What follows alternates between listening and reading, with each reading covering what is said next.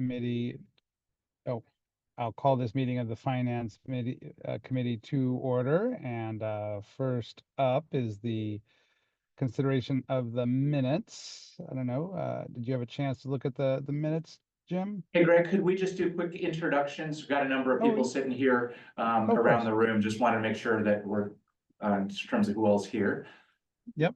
Let's start with the board members, then we'll go to staff and guests. And I see Randy's joined us too. So we'll go to me first. Greg Brotherton, Jefferson County Vice Chair of ORCAA and Chair of the Finance Committee. And Randy, can you say hi? Good morning, everybody. Randy Netherland, Mason County Commission. And Jim? Jim Cooper, Olympia City Council. Good morning. Great. And Jeff, you want to take us through the room? Sure. Good morning. This is Jeff Johnston, Executive Director at ORCAA. I'm joined in the room here by Tyson Justice, Financial Services Manager, Mike Schultz, Compliance Manager, Tiffany Flores, Record Specialist and Public Records Officer, taking minutes this morning. Debbie Moody, Operations Manager, and Dan Nelson is upstairs running Zoom from his office. Got a full house. Great. Glad everyone's with us today. Welcome, Tiffany. We don't usually get the pleasure of your company, Tiffany. Glad you're with us. It's part of our transition. So Tiffany's taken over on minutes from Debbie. So yeah. Big shoes to fill. Indeed. So Debbie's just writing about you in the notebook. Yep, Okay. Tiffany. It's hard not to take notes. I know, I bet. Habit. Yeah. Great. Well, with that, thank you for that. And with that, we'll move on to the minutes from May 14th. Were there any modifications that folks needed or questions? Move approval. Been moved. Randy might be inaccessible. I'll second. And give one pause if Randy has any objections. Speak now or forever hold your peace. All right, and I'll call the question. All in favor of approving the minutes from May 14th, indicate by saying aye. Aye. Aye. Any opposed? Any abstentions? I think Randy might be inaccessible right this second, so we'll call that an abstention. And we'll move on to the year-end budget report. I assume Tyson's gonna take us through this, or do you want to tee it up, Jeff? Sure, I'll tee it up and then hand it off to Tyson. So again, as you hopefully saw in the report that Tyson put together, the agency did end up in a strong financial footing with an ending fund balance of 4.5 million, which includes 3.3 million in unrestricted funds. And as per the agency's usual pattern, we did not spend as much as forecast in our budget, and so we did not draw as much from our contingency funds as projected. We drew a little over 100,000 as opposed to like 450,000 that we had in the approved budget from last year. So with that, I'll hand it off to Tyson to take us through kind of some highlights. Yeah, so as Jeff mentioned, we ended the year with expenditures exceeding revenues by $100,000. Although that's outside our goal of cost neutrality, our performance was well below our projected deficit of $400,000. The $100,000 contingency draw covered a 3% deficit in expenditures over revenue for the fiscal year. Our actual to budget revenue performance for the year was spot on, which is pretty incredible. Yeah. Overall, we achieved 100% budget utilization for the fiscal year. Line item revenue budget deficits were offset by gains and other revenue line items. Deficits in grant funding line items were most likely a result in timing of reimbursement of those grants. So on the expenditure side, we came in well below budget. This was primarily due to a reduction in staffing during the fiscal year. And we also did not purchase a new fleet vehicle or invest in any leasehold improvements during the year. Moving on to year-over-year performance. Total revenue for the 2025 fiscal year saw a decline of 12% year over year when discounting a $1.9 million penalty received in fiscal year 2024. The largest line item revenue declines were in NOCs and penalties. They saw a decline in revenue of 53% and 63% respectively. Revenue fluctuations in NOCs and penalties are expected They're very difficult to predict due to the outside influences. So total expenditures for fiscal year 2025 experienced a year-over-year increase of 3.7%. The only expense activity to increase were payroll expenditures by 8%. All other expense activities experienced a decrease in yearly costs. Non-payroll decreased by 0.74%. Building operations and maintenance decreased by 23%, and program operations decreased by 24%. Looking ahead for fiscal year 2026, I'm anticipating further challenges ahead for us. And that's mostly due to some key capital and leasehold improvement purchases that we're planning on making in this current fiscal year. And then also the strong possibility in a reduction in grant funding, which Jeff will talk about in a second here. As such, we will be closely monitoring our financial performance during this current fiscal year. That's all I have. Jeff, do you want to talk That's about pro, the Tyson.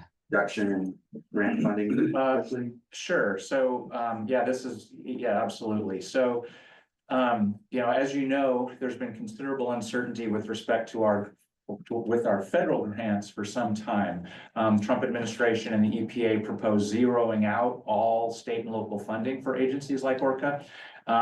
However, the proposals the Congress is currently considering actually maintain current funding levels. So both the Senate proposed the budget that the Senate's discussing and the House maintain current funding for 105 and 103 programs. So that's the good news.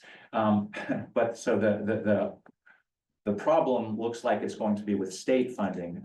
Throughout the spring, while we were developing our fiscal year 2026 budget, we thought the uncertainty was on the federal side. But in early July, Ecology shared that because of significant reductions in the MOTCA revenue forecast for the MOTCA operating fund, we could not count on our core funds this year. And so Ecology is waiting until the September revenue forecast, which will come out in kind of mid-September, before they're putting any new grant agreements together that draws on MOTCA operating. So our current fiscal year 2026 budget has $134,000 in revenue from the state portion of our core grant. So again, that's just a big unknown at this point. We will. So by our next board meeting in October, should know more.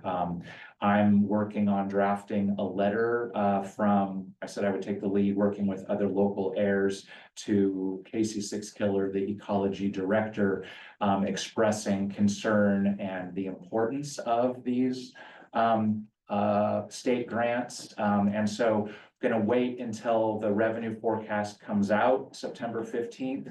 And see kind of where Ecology is headed. But if so, then we'll be sharing that letter with Ecology. And we do have strong support from Kathy Taylor, the program manager in the air program at Ecology. I mean, she understands that locals are critical to managing air quality in Washington. It's how our State Clean Air Act is set up. And if locals are not financially able to do the work, then, I mean, it's happened not recently, but in the distant past, where local air agencies have closed up shop and then that work goes to Ecology. Or when San Juan County, for instance, dropped out of Northwest Clean Air, the work went to Ecology. And so that, of course, brings added responsibilities and costs. So the agency certainly doesn't want to shelter those or want to take that on. And another, I think, point in our favor is that, I mean, the air funds are such a minute amount of MOTCA funds. I mean, but anyway, it's a additional uncertainty right now that we're looking at. So. Great. That's, Thank you, And Jeff. since- And go ahead. Since Jeff told me about this the other day, I've kind of been digging in. It sounds like the legislature borrowed against the fund and for something that it might not even be applicable to the MOTCA funds, and that's what's put it in jeopardy. So okay. I started talking to my delegation just on the side when I see them a little bit, but I think we need to work the Ecology and the legislature on this pretty hard. Yeah, it's curious. There's a couple like floodplain floodplain grants and everything from ecology that are also kind of arrested, but they really anticipate with the revenue projections coming out in September that things are going to change. So it seems like if there's uncertainty, but there's not certainty that we're going to lose that. And it's also, you're talking 150,000 out of our $4 million budget. So Yes, yeah. So it's not, I mean, yeah, it's something that we need to watch closely. So Kathy Taylor at Ecology has been very, I mean, he hasn't said really anything beyond the official ecology talking points. So we'll see what comes out of it. Another point is that Matka Capital Fund is fine. It's Matka Operating, and so it depends upon which particular, so there's 3 Matka accounts. There's Matka Stormwater, which, you know, we don't play in. There's Matka Operating, which is the one under duress, and then Matka Capital. All our wood smoke reduction grant, that comes out of Matka Capital, and that appears fine. So, yeah, I'm not sure, Jim, about, and I can reach out to folks to try to learn more about what's going on. Yeah, I'll see and, if you I know, can find we've it. all got different legislative delegations too. You know, we have a lot of Yes. power between our 6 counties. I don't even how many legislative districts are we in? I mean, we're the 24th, as well as Clallam 35 and seconds, yeah, so that I haven't carried We the have 22nd, yeah. Thurston County. So I haven't added that up, but that's a good point, is that, and so if it does come to it, I mean, I'll keep the board informed, and I've wondered, well, would a letter from actually the board be more impactful to Director Sixkiller than a letter from the agency directors? I'm not sure, but we can, or yeah, both, but we can or kind a of letter see. from each of our boards of commissioners, you know, I mean, and city Right. councils. I mean, we That add too. up to a lot. So, Yes. okay. Yeah, that's a good Great. idea, actually. Well, I want to take a moment too to go back to Tyson, and excellent report, and great to, I mean, really no questions or anything, but I do appreciate the detail, and of course the rosy outcome to fiscal year 24. That's really good news. And I guess one question I had, and I didn't tease it out in the numbers, but Tyson said, I guess I do have a question, that payroll was over 8%, but I thought some of the savings were due to the decision to only have one finance person. That I think really Tyson said, I got this, and I guess, could you reconcile that for me? Yeah, so that would be the year-over-year comparison. And so when you look at payroll, you have to account for increase in step increase. You have to account for step increases and then for COLA increases. And we also had a rather large retirement payout for Lynn. Right. So we did actually see an increase in payroll expenses there. Yeah. But it was still under budget. It was increased, but it was under budget. Yes, correct. Mhm. Yeah. Yeah, that's great, and I appreciate you taking out the substantial fine, when we compared 24 to 23 and all that. So Yeah. good stuff. Well, Any other questions for Tyson or for Jeff? I guess one more question about the federal certainty, and I guess I don't have a lot of faith in our Congress and Senate's ability to overrule the administration's budget. So I mean, how comfortable are you with that maintenance of the EPA funds? Well, I mean, I look to, and ORCAA as a member of the National Association of Clean Air Agencies, and Miles Keogh, the director of NACA, does a really good job. I mean, they're located in DC, and he is very much in it. And his feeling is that that at least for the next federal fiscal year, which of course starts on October 1st, that the funding is likely secure. Of course, there's been a huge amount of press from ECOS, the Environmental Council of States, and other organizations because especially, frankly, more conservative states are very dependent on federal funds, because a lot of those states have eliminated state funding for programs. And so while in Washington, we have more a mix of funds, in other states, that's not the case. And so if federal funds, if what's called the state and tribal state and tribal assistance grants, if those were shut down, then many, frankly, entire environmental agencies in some states would likely have to shut down or would eliminate like 80–90% of their funding. And so the thought is that Congress will likely override the administration and current EPA on this, at least for a while, but we'll see. So that's the extent of my ability. I mean, that's kind of what I'm hearing. I appreciate that analysis. Any other questions or comments for Tyson or Jeff? Just one, Tyson just mentioned the need for building improvements in the long term. That just makes me wonder if we should be dialing up our office building reserve rather than having it hanging out in unrestricted funds, or does that matter? I think we have 150 in there now, if I'm reading it right. Yeah, I think that's something to probably take a look at. You know, we kind of have finalized this fiscal year budget, but we are going to be looking at some of those cost estimates that are kind of housed in those committed funds. One of the big leasehold improvements that we're looking at this year is replacing a heat pump. And so those aren't cheap. So I believe we have either 4 or 5 heat pumps servicing this building, and the oldest heat pumps, I believe are 38 years old, and the newer ones are 20 years old. So the ones that are 30 years. Exactly.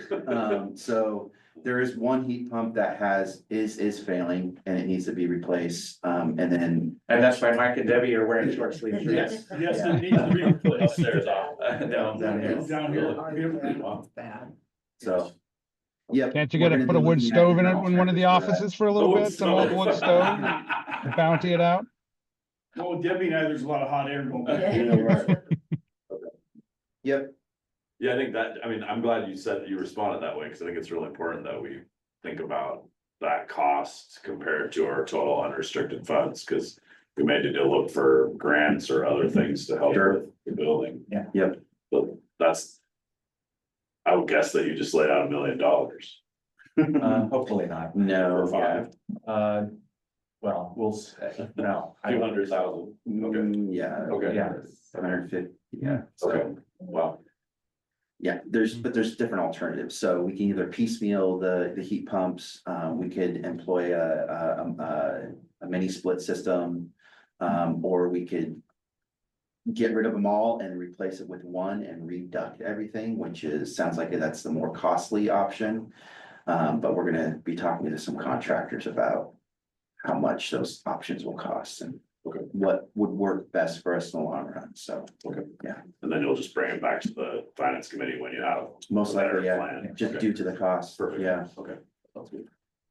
One of the other savings, Tyson's, was the not purchasing the vehicle. I thought we were kind of in desperate need of the vehicle, but are we reconsidering the EV and the infrastructure? Or Yeah, so we actually intended to purchase and install an EV charger last fiscal year.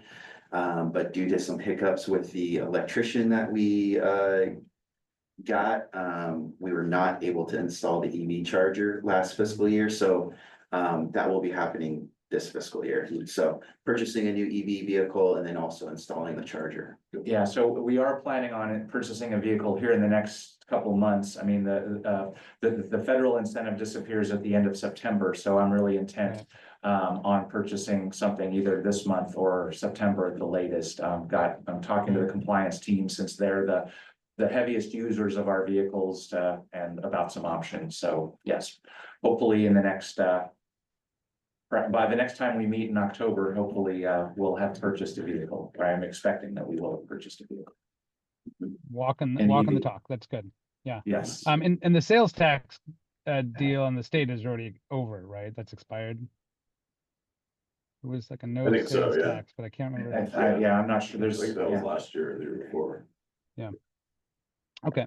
Last Great. year. Well, I know we have some other topics to discuss here before we let folks go. So maybe we should move on to the this pretty I like the rationale and the agenda item on the possible burn permit adjustment. Do you want to tee that up, Jeff? Sure, I can kick that off and then hand it off to Dan, I think. So, and that's why Mike's here also, just in case questions come up about this.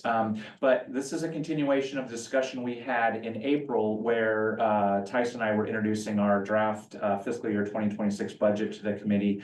And during the meeting, we discussed about the need to bring in sort of an ongoing need and awareness about the need to bring in revenue to help pay for our outdoor burning program. This is, in the last fiscal year, we spent over $340,000 on outdoor burning, and that's based, and we use core grant, which we've talked about the stress there, and assessments to pay for that because we don't collect any fees for residential or recreational burning. And we do collect fees for land clearing burning, but so that's not what we're talking about here with residential burning. So during the April meeting, we talked about some possible changes and implementing a fee. To remind you that currently Thurston County is the only county that has where residents are required to get a residential burn permit, and also Grays Harbor, Fire District 12 in Grays Harbor County. This is, it's an online system. And so the proposal that hopefully everyone had a chance to take a look at the briefing memo that Dan and Mike put together. But so it's a process by which we want to implement our residential burn program jurisdiction-wide. So we would move to all of other counties beyond Thurston, Grays Harbor as of October 1st, which is when our outdoor burn season opens up again after the summertime fire safety burn bans. And so wanted to get that in front of this committee, and you might have noticed this is also on the agenda for the board meeting because we want the board to give us direction and to move forward on this, since we would need to open up this residential burn permit program before our next board meeting. So that's just, I think, a quick intro from me.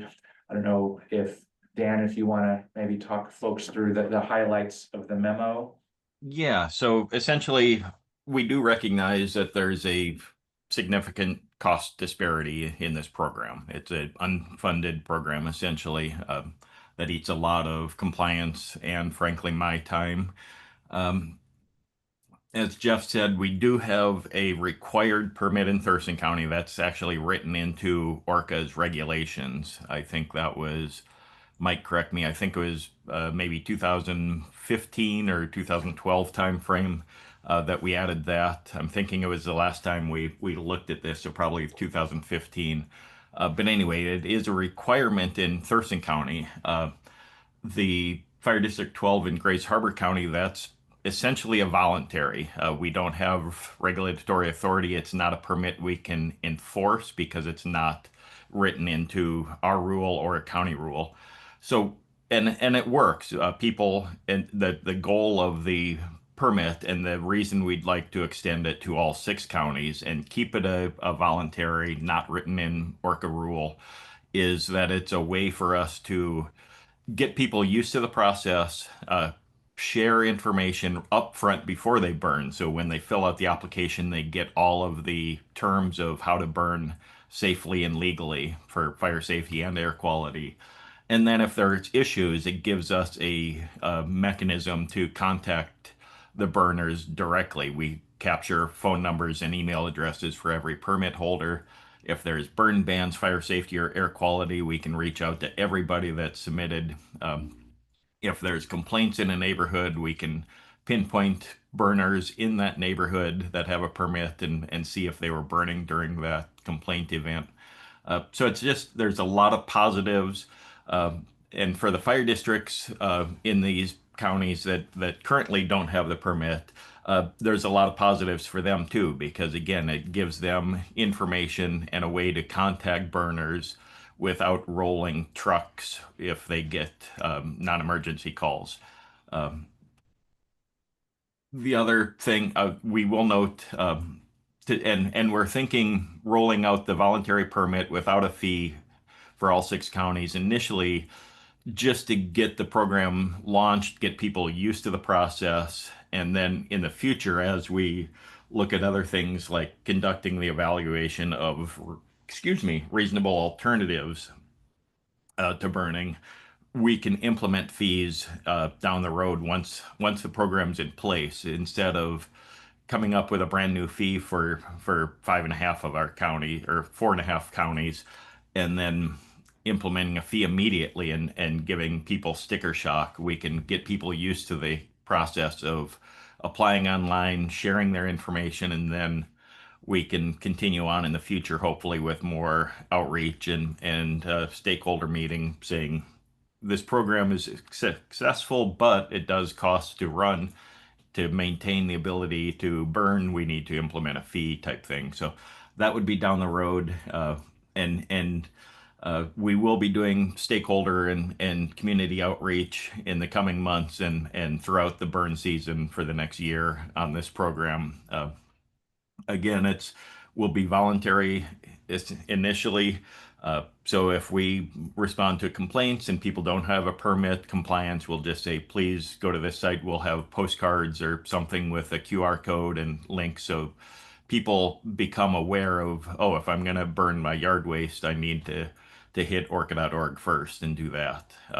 And again, we'll be working with the fire departments throughout our jurisdiction to make sure that they're aware of the program, that there's no requirement on them to do anything other than take the information we share with them if they want it.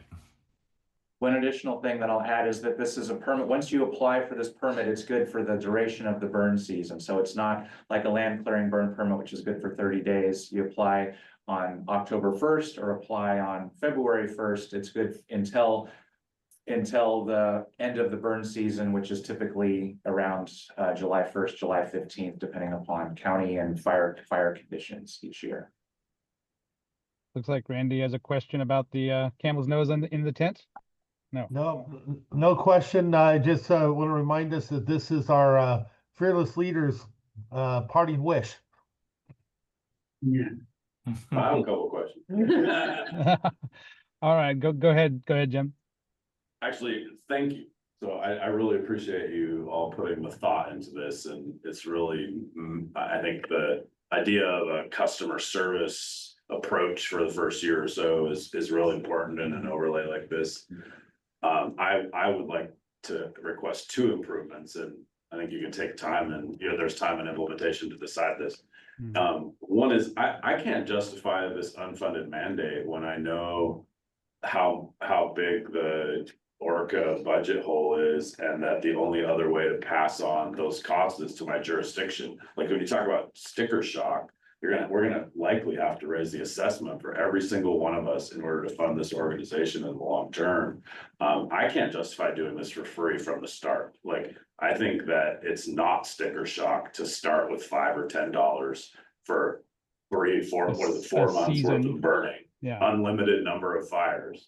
And maybe there's a way to apply for that to be, relieved if you meet the, poor and senior for, the state laws around reducing fees and taxes. But I just can't justify starting this for free.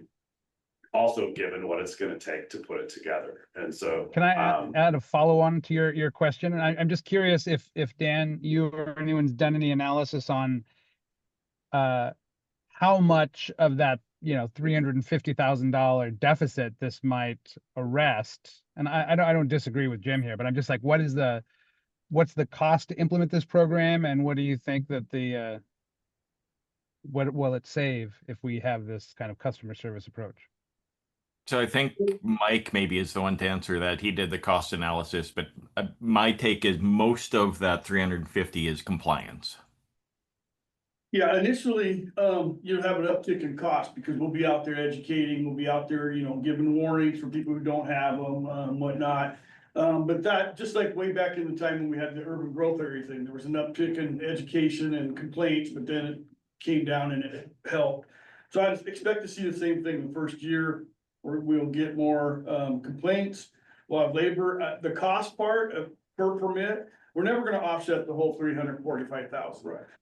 But we also have to have the cost enough that if they're gonna be coming in and not online and paying for it with a credit card, there's a little more stuff that what if they don't pay, we gotta go back to reach them, so I don't know if 5 and 10 would do it, you know, we'd be caught, so we may need. It's not a 20 or lot, whatever, I right, agree, yeah, it but doesn't again, pay for it. and you get 9 months to burn generally, you'll get from October all the way around to June again. And, you know, so it's actually probably burning more than land clearing burning, when you think about it that way, that people can burn for 9 months. So the cost, we'd have to look at different costs. What I've looked at is our outdoor burn complaints, last fiscal year, the one we just finished, we had 667 of those in the 6 regions. So, you know, we're talking, you know, 2 a day basically at a minimum. And that's not, you know, counting our weekends and holidays. So we are getting lots of them. Approximately 400 of them were in Thurston County. So basically you're looking at about 60% of the complaints Thurston County. That would be about 40% in the other counties. We would have more complaints in the other counties initially because people would say, hey, I'm burning and I got my permit, these people don't. So our labor is gonna increase in this, as we're gonna have to reach out and spend more travel time to these other counties. So hopefully the cost recovery would be, at least some of that would be in a small fee. We charge to, basically pay to emit all our other sources, you know, even land clearing. The whole idea is you're emitting a lot of pollution, you gotta pay a little something. This is the only program we don't do that in, so adding, if that's our philosophy, it fits into with adding some type of fee to this. I can't tell you what it would bring in between the How many- different ones because we How don't, many Thurston County permits were there last year? About That is- 3,100. 3,100, which we know would be our highest volume. right? yeah, without a doubt. No other county would come close to No. that. Right. No. right. So. I would be surprised if there was 3,100 in the other 5 counties combined. Well, and you know, doing the analysis of 60% of the outdoor burn complaints came from Thurston County. Yet Thurston County in our population base, looking at the last census I looked at, is 52%. So Thurston County is using more than a share of it. And so, I think that would even it out, because again, if we're got complaints in Elma, you know, Aberdeen, whatever, we would try to group them, but we're gonna have more travel time than we do in Thurston County. It's definitely we're not gonna make that $345,000 back, but, you know, do the math, $20 into 3,000 permits, you're looking at 60,000. I'm doing it in my head, I could have zeros wrong, but. No, you're right. I think that's 60,000. I counted 5,000 as a goal when you were talking, and so that's 50 grand. You're right. It doesn't pay for it, but I think it at least says that we're not willing to do it for free. And like, I just feel like super strongly that we don't start for free, knowing that the costs are only gonna go up in the long run. And then I would also, I mean, this might not be the finance conversation, but I would not make it voluntary. I would just make it a permit and use customer service as the way we enforce for the first year so that it doesn't change. Like, it's a Yeah. regulatory permit. So Well, voluntary is based That's what that solely on the means. fact that we don't have a rule. So it would be a required permit, but not enforceable. But we would have time to write a rule by next burn season, right? But burn Next season burn starts season is October October 1st. 1. So you're talking about next year, right? No, we're talking about, we're So talking you could about. put this in place in a month. We're gonna Yes. put the free Okay, I thought permit you in said place next in year. October 1. Well, we could put the free system is in place because Thurston County and McCleary already do that, fire district folks.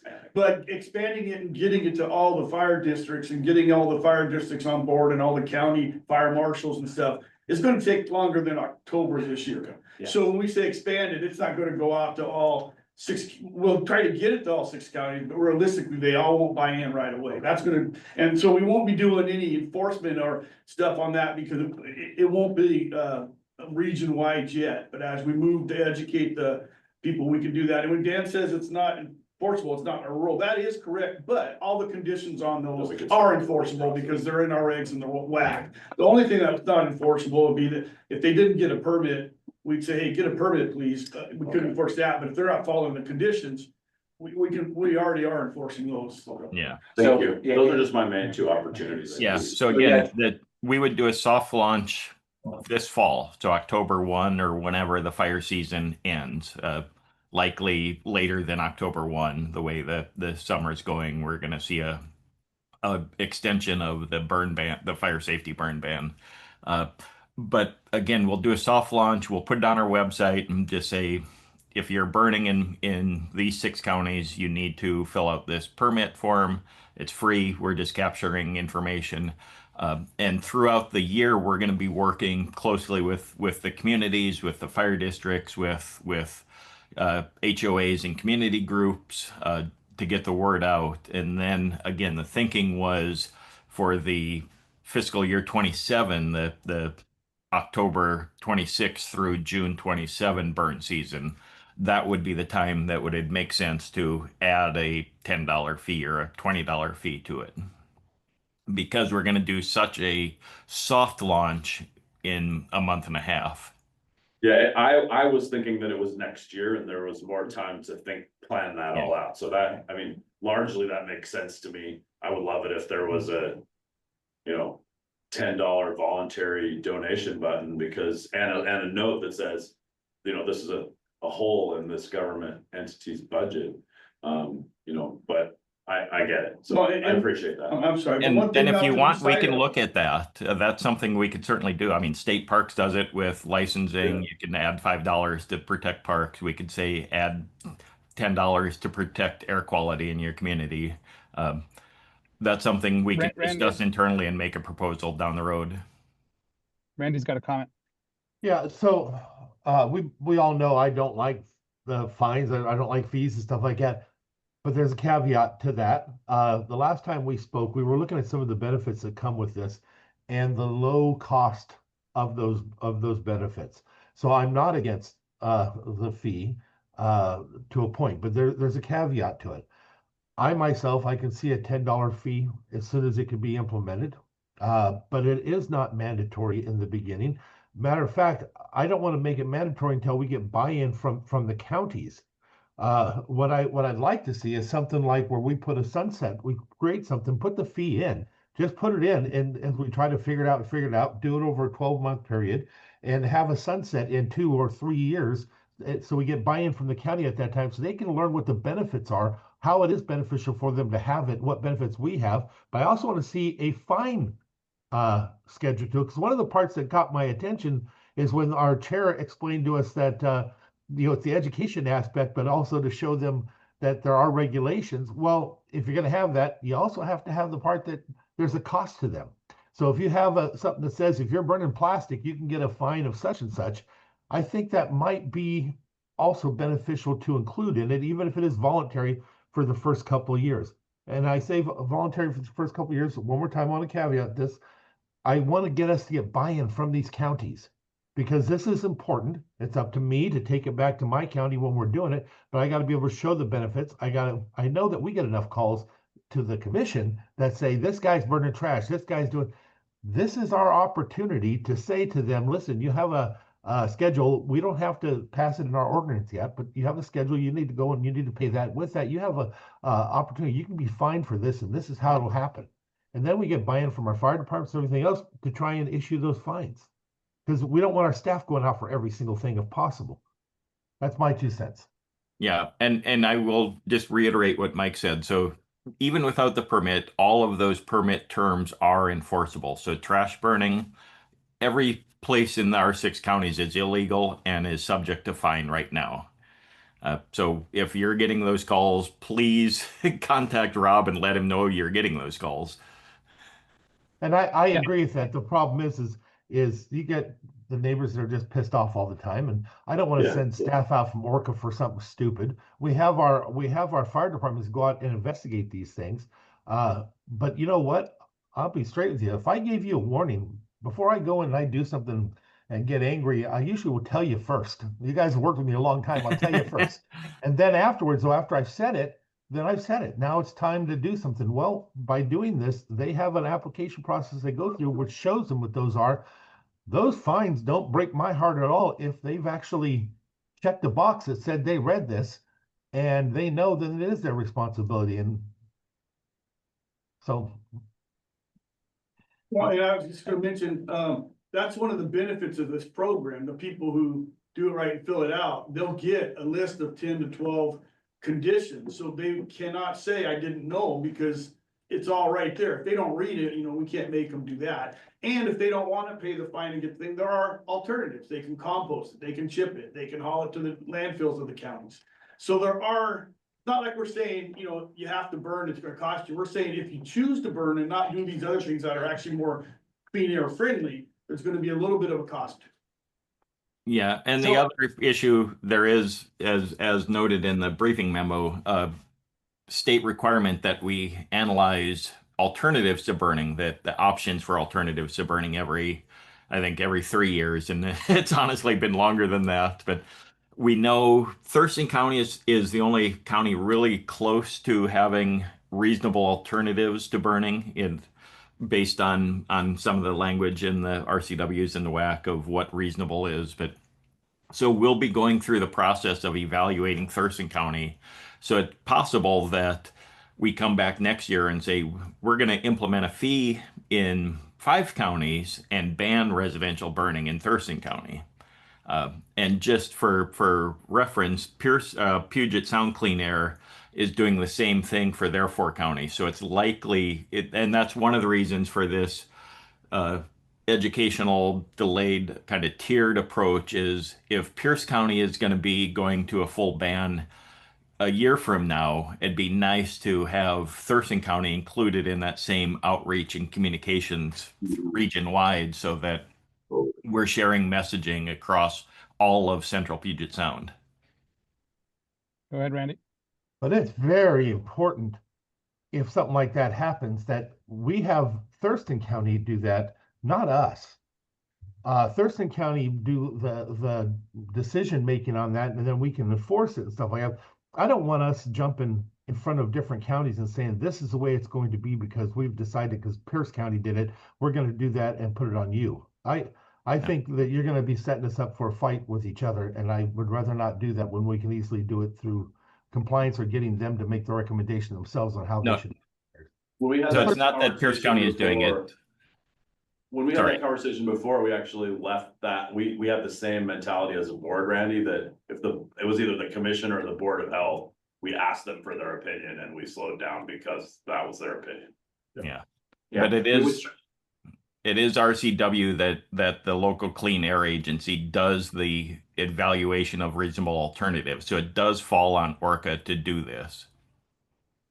Yeah, And and we so- would certainly work closely with the county, whether it's Thurston or whoever, because yeah, it's not something that ORCAA would do in isolation.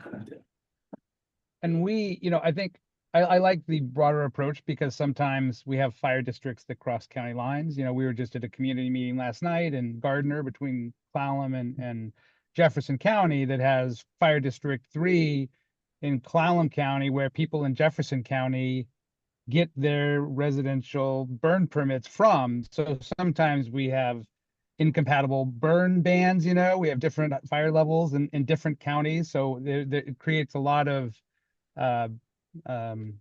questions, I guess, on the borders about. So I really like that approach. I guess I want to. Where is the line again between residential burning and recreational burning? And is there movement in Thurston or anywhere else to permit, the 3x3 recreational fires?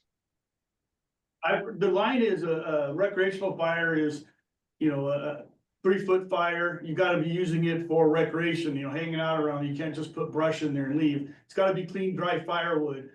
You can't try to say you got a recreational fire when you're burning green brush, because that's disposal fire. So anything past that, bigger than 3 feet, disposing of limbs, brush and stuff like that. And, that is where you get into the residential, which is the occasional trimmings and prunings of leaves, branches, hedges, things like that. So I haven't heard of anybody trying to, want to ban outdoor burning as recreational.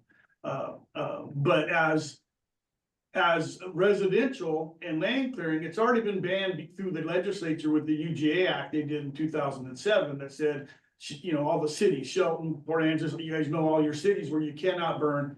Grace Harbor is a little bit different, but it's already been banned in that back in 2007, anything past a recreational fire. So, so I think we're only talking about the county areas, not the cities and their UGAs and where UGAs. there's an impact. I also don't believe if we did an analysis, this is off the cuff, but we would find enough alternatives to burning in the other 5 counties to do what the legislature wants us to do, and that is to curtail burning. So where we can find that in Thurston County, I don't see how it would fit in the other counties. So I think that's where Thurston is separate from the other 5, is Thurston can have the alternatives to burning, the other 5 probably would not.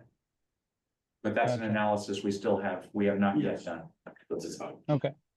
2 other quick questions. Yes. One is, so Jefferson County, we're gonna turn on our second UGA on September 8th as we start the sewer. So that's, as you're just talking, I'm thinking that substantially changes the burn rules within the borders of that UGA, right? There should probably be a conversation. Yes.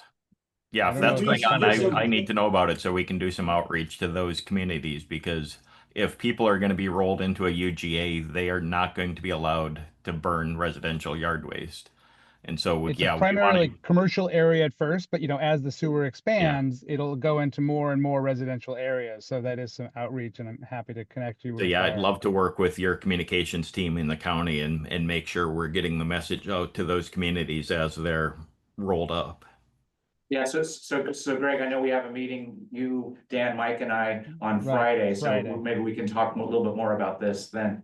Yeah, and that was the other thing I was going to broach is how does this new permit, which I'm totally in favor of, and I also am in favor of, putting a $10 fee on it right now, even if it is voluntary, is a lot easier than starting something free, as we've learned from recycling over the years, and then saying, oh, no, wait, this isn't actually free. We've just been subsidizing it. That's a lot harder to sell than this costs money to administrate. So I would also say throwing a $10 fee on, even if we can't compel people to get that permit, would be easier now than later. So think about that. But the other thing is, how do you, just in broad strokes, how does this dovetail with the flame cap kiln conversation and those rules that are going on too? Would the same permit be required for whatever rules are made? Would that be under residential burning, the conversation we're having Friday? Right now, the flame cap kilns are only allowed in agriculture, and we already have a permit process for agriculture burning.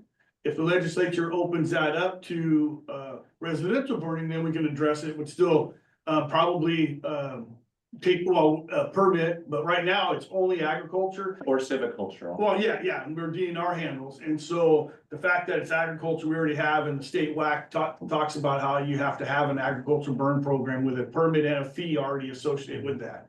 So right now, it wouldn't have any effect because it wouldn't go to the residential burning stuff. Okay. We're talking outdoor burning rules on Friday. I guess you're giving me Right. a dismal preview of our conversation Friday, but okay.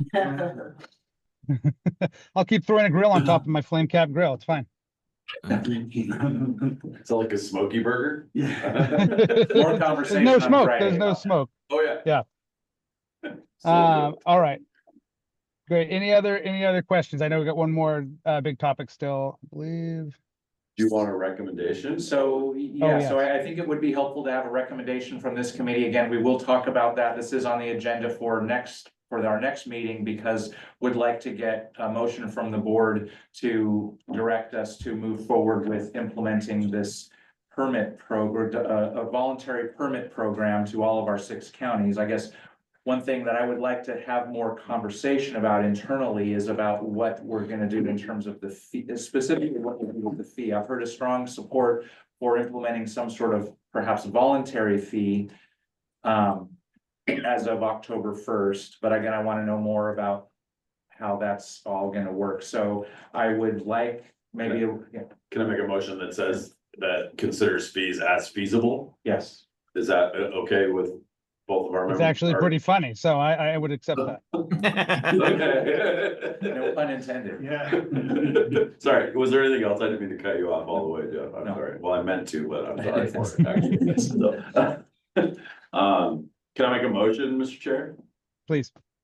I move to approve the revisions to the residential burn permits as presented and considering minimal fee as feasible. I'll second. All right. It's been moved and seconded. Any further conversation?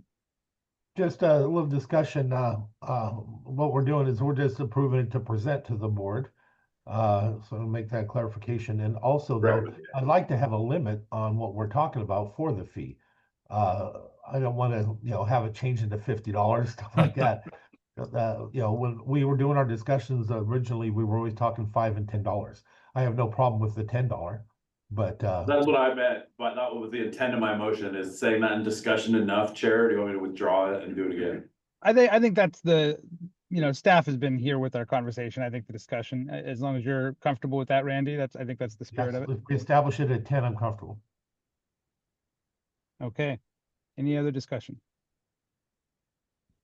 Okay, I'll call the motion. All in favor of the motion on the floor indicate by saying aye. Aye. Aye. Any opposed? Yeah. Thank this you is the- all.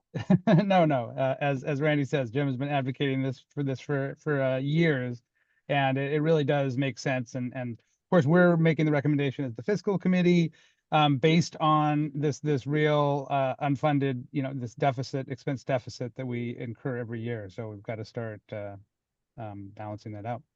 I This just is want to, very much my ORCAA gold watch, so I hope I get it later today. I just want to say, All right, we're fighting for you, Jim. yeah, although it is a lot, because of that, it's also good policy, Jim. So you It is. didn't get something that was stupid, on the way out the door. You presented us with something that actually was also making sense. It's just you asked us to speed it up and make it happen. And, appreciate all the work you've always done in all these years that I've been here. Thank you. I'm saving the stupid one for December, so. Yeah, don't worry. On my way out, I'm going to throw myself on the flame cap kiln. So Now I have to reinvent. Sounds like ceremonial burning. All right. all right. So we've got a little discussion on a memo on amendments to the annual operating budget. Jeff, do you want to tee this up? Sure, I just, very brief comment before kicking it over to Tyson. So again, this is a continuation of discussion we had at the May Finance Committee meeting where we brought a budget amendment to the committee, and we were looking for a little bit more clarity on what exactly triggers the need for a formal budget amendment. And so the memo that Tyson prepared kind of outlines some of the history, and his recommendation includes the minutes from the Finance Committee where where the direction from the board or from this committee was presented. So with that, I'll go to Tyson. Yeah, so the memo just is outlining the definition of a budget subcategory. And so in this context, we're defining a subcategory as a budget activity with a subtotal that's housed in the operating budget. And so for this fiscal year, and I'm assuming for moving on beyond this fiscal year and beyond, we're defining budget subcategories and budget activity as payroll, non-payroll, building operations and maintenance, and program operations. So if we exceed those budget subcategories by 10%, then we would come back to the Finance Committee for a budget amendment. In addition, if we exceed the total operating expenditure budget by more than $1, then we would come back to the finance and board for an amendment as well. So that's all that this memo is doing. And that's kind of what the practice was currently. But this just helped clarify what we were calling budget activity. Can you Yeah. repeat that last part, Tyson? If you Still need to $1. exceed the operating budget by $1? Yeah, so we're talking about the total operating budget. So if you add up all of the subcategories or budget activity, and then you have a total line item or total operating budget for expenditures, if we exceed that, then we would have to come back and perform an amendment. So throughout the year, you might have you'll have one subcategory go over budget, and then you'll have another subcategory not going over budget, so it kind of washes out. But if we are exceeding in total, the total operating budget, we'll need to come back and do an amendment. So if you got a $10 grant, then it would have to come back to the Finance Committee. And then it was not in the budget on So- either revenue or expense. Right, so we're actually excluding the revenue side, so we're just addressing the expenditures. But if there is any major changes on the revenue side, then we would come back and form an amendment for that as well. But, for this memo, we're not recommending, a required amendment to the operating budget when it comes to any sort of variances within the revenue budget. Gotcha. And that's, And you said the finance partly- committee, but you mean the finance committee to make a recommendation to the board, but it's the Correct. board that you're really Yeah. going back to. and part of the reason why we are not addressing revenue is because, you know, one is some of our larger programs, the revenue is so unpredictable. So for NOCs and penalties, Mhm. we don't know. We can't really predict with what sort of revenue we'll be getting in a given year. For example, you know, last year we received a $1.9 million penalty fee, which none of us were expecting really, so. Mhm. Gotcha. Okay, any other questions or comments on the memo? I think it matches what we talked about. Mhm. Yep, and this is really, I think Randy's request, just to kind of create this guardrail so we understand when we do need to, when staff needs to come back to the board. So appreciate this. Is this something that we need to take action on, or are we gonna move it forward to the full board just as a matter of internal policy? I What's the don't process? think so. Looking at the notes from 2020, I don't, did you guys move it to the full board? I don't think you did. No, I mean, my sense is that this doesn't need board action. This was just additional clarity that Tyson and I were looking for in Mhm. terms of just clarifying when a budget amendment is required. So certainly if the committee would like to take it to the full board so that we've got board action on it, that's fine, but it was just really clarifying to us, what does this committee want from in terms of formal budget amendments? Will it be added into policy? If anything's added into policy, it should come before a board to actually have it written as policy. If it is in just your guidelines for your work that you determine as administrator, then it's not. So you tell us which one this is. Yeah, so past practice up to today, it's an administrative kind of guideline, and I think that's probably best, especially since those budget subcategories may change. Right. So, but just keeping in mind, we're defining a budget subcategory as budget categories with the subtotal and the total operating budget. So, yeah. So my preference is to keep it as guidance just within this committee. And yeah, so guidance from this committee to staff about when a formal budget amendment is needed. Mr. Chair, so we'll have it on some record for them in the future. I'd like to pass something that saying that the Finance Committee agrees with this addition to their I'm trying to think of the right words, their administrative interpretation of this.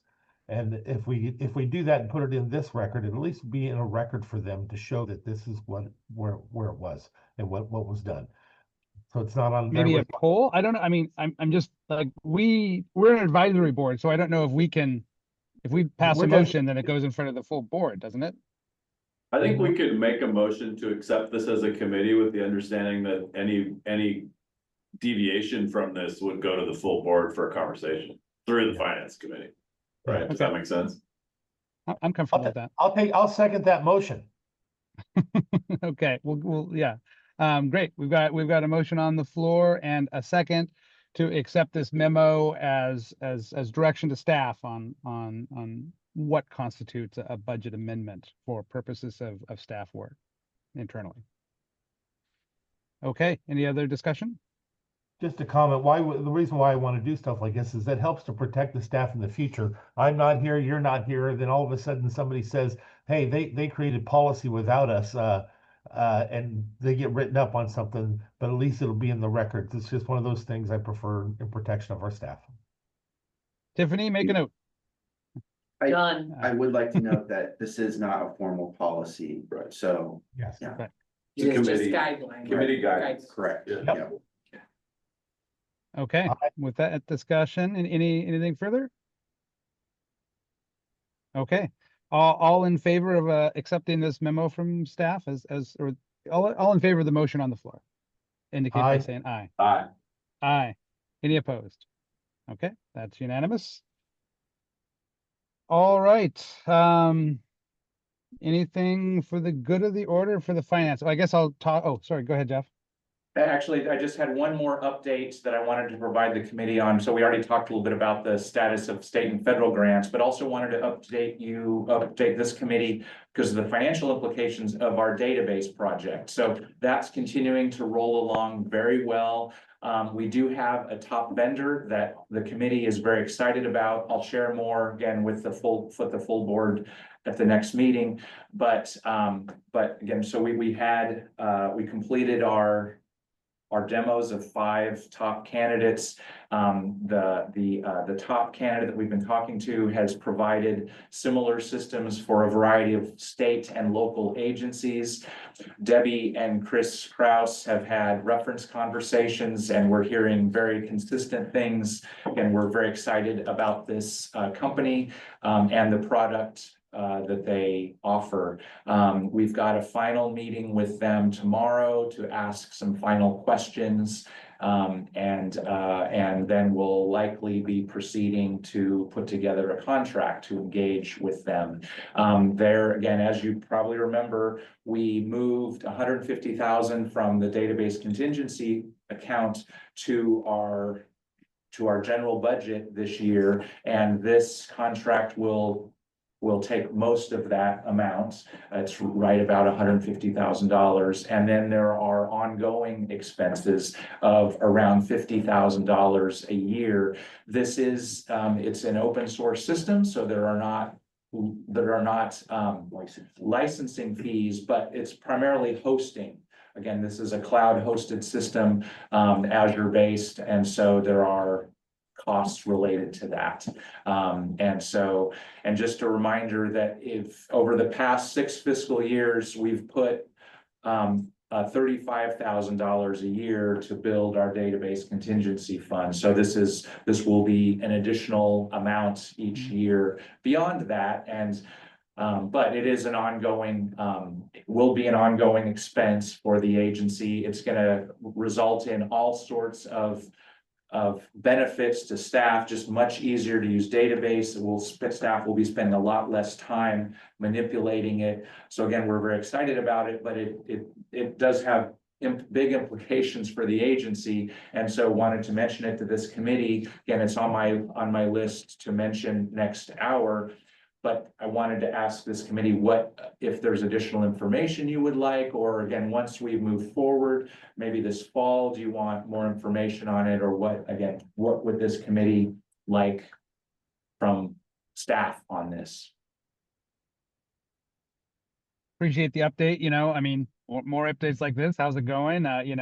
Hopefully it saves time in the short run as well as the long run. Yes. We know how challenging these implementations can be, but yeah. So the going to Azure. ongoing is only 15 grand more than we've been putting away. Yes. Right, only, okay. Yeah.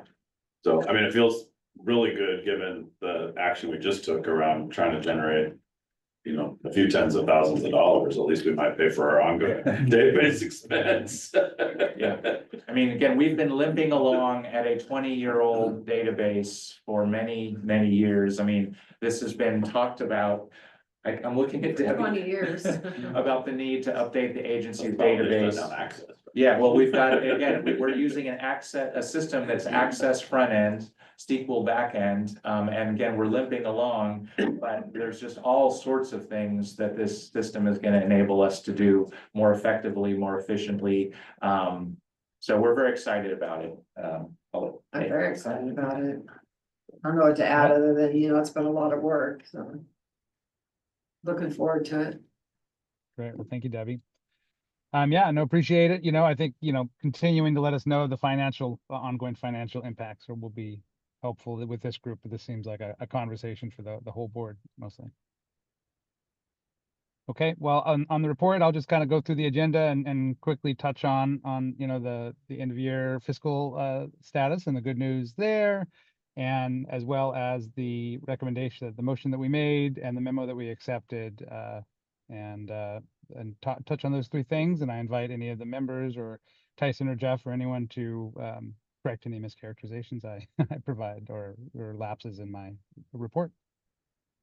One thing I'll mention is, I mean, that sounds good. One thing I'll mention is that the residential burning discussion, that is actually on, so you can mention it during your chair, during your portion of the chair report, but it is also under new business. It's the first action item under new business. So maybe just hit on it that, hey, we'll be coming back to that later this meeting to present to the board and Yeah, I saw that. for discussion. Yeah, and Greg, I'll go to you, Greg, to talk about the finance discussion during that item after the staff presentation.